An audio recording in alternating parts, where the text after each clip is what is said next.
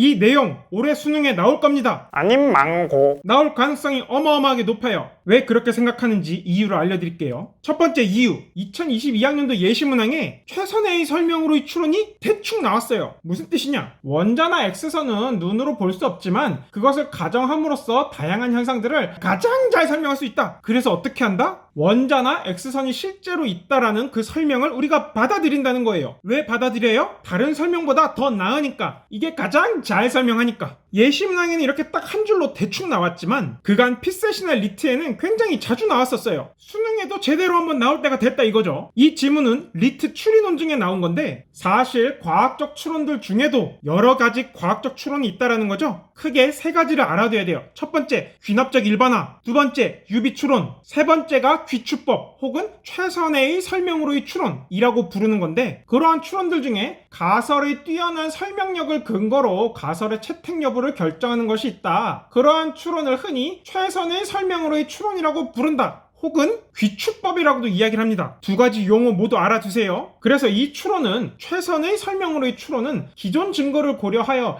가장 그럴듯한 가설, 즉 해당 증거에 대해서 가장 개연적인, 가장 참일 가능성이 높은 설명을 제공하는 가설을 골라낸다. 말 그대로 최선의 설명을 골라낸다는 거예요. 이와 더불어 그 추론, 최선의 설명으로의 추론은 가설의 이론적 아름다움, 단순성, 옥함의 면도날 기억나죠? 그리고 정합성, 기존의 체계와 모순 없이 잘 들어맞는 걸 가리켜요. 그렇게 해서 미래 증거에 대해서도 기존 증거뿐만 아니라 미래 증거에 대해서도 가장 좋은 설명을 제공할 것 같은 가설을 찾아낸다. 최선의 설명을 찾아낸다. 이처럼 최선의 설명으로의 추론은 기존 증거와 미래 증거를 모두 고려하여 가장 그럴듯하면서도 아름다운 가설을 채택하는 과정이다. 최선의 설명으로의 추론이 뭔지 느낌이 좀 오죠? 이건 피셋에 나온 지문이에요. 현상의 원인을 찾는 방법들 가운데 현상의 원인을 왜 찾아요? 이 현상이 왜 일어났는지를 잘 설명해 줄 수 있기 때문에. 하여튼 이런 방법들 가운데 최선의 설명을 이용하는 방법이 있다. 이게 뭐라고요? 최선의 설명으로의 추론 혹은 귀추법. 우리는 주어진 현상을 일으키는 원인을 찾아 이 원인이 그 현상을 일으켰다고 말함으로써 어떤 현상을 설명하곤 한다. 아, 현상에 대한 설명이 뭐라고요? 그 현상이 일어나게 된 원인을 아는 거다. 우리는 여러 가지 가능한 설명들 중에서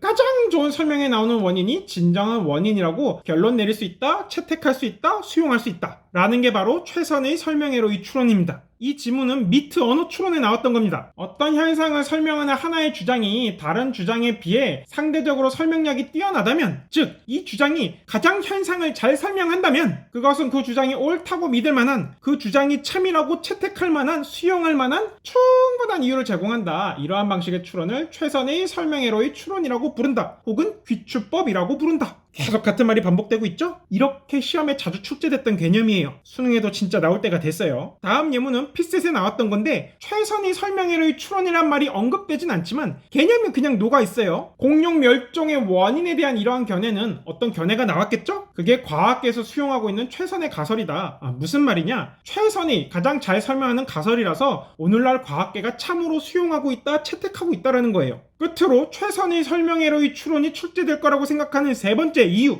올해 EBS 수능 특강에 있어요. 특히 융합 10일에 나온 요 지문 출제될 가능성이 매우 높으므로 잘 읽어두고 이해해두길 바랍니다. 여기서 다루는 과학적 실제론, 반실제론이 피셋이나 리트에 종종 나왔는데 만만하지가 않고 EBS 수능 특강에 나온 지문은 기존 피셋이나 리트에 나왔던 것보다 오히려 더 어려워요. 물론 시험에 이 지문이 그대로 나오진 않겠지만 연계돼서 뭔가 나올 수 있기 때문에 잘 기억해두세요. 여기서는 이 융합 지문에 나왔던 보기에 설명된 최선의 설명으로의 추론을 살짝 읽어볼 거예요. 앞에서 살펴봤던 거랑 다 똑같습니다. 이거는 지금까지 알고 있는 것 중에서 사실들을 가장 잘 설명하고 있다는 근거를 통해서 그 설명을 우리가 결론으로서 참으로써 수용하고 채택하는 그런 유형의 추론이다. 다른 말로 귀추법이라고 했죠. 끝으로 이 최선의 설명으로의 추론은 수능 국어에 안 나오면 영어에라도 나올 가능성이 있어요. 물론 이건 작년 EBS 수능 특강 영어이긴 한데 올해 그냥 비연계로 나올 가능성이 있다라고 생각을 해요. 이 앱덕션이란 뭐냐? 각주도 있어요. 귀추법이다. 최선의 설명을 찾아가는 추론이다. 최선의 설명으로의 추론이다. 여기까지만 봐도 어떤 내용일지 다 알겠죠? 어떤 추론의 과정인데 뭔가를 결정할 때 사용이 돼요. 주어진 현상에 대한 설명 중 우리가 어떤 것을 선택해야 되는지와 관련해서 결정할 때 쓰이는 추론의 과정이라는 거죠. 그래서 당연하게도 최선의 설명으로의 추론이라고도 불린다 라는 내용입니다. 어떤가요? 이렇게까지 살펴보니까 이 개념 진짜 수능에 나올 것 같죠? 물론 이 개념이 나온다고 해서 지문이 막 쉽진 않을 거예요. 이와 관련해서 뭔가 빡센 내용이 뒤에 붙겠죠. 그게 뭔진 모르겠으나 어쨌든 방금 살펴본 이 개념들을 잘 이해하고 있으면 남들보다는 조금 더 쉽게 글을 읽어나갈 수 있을 겁니다.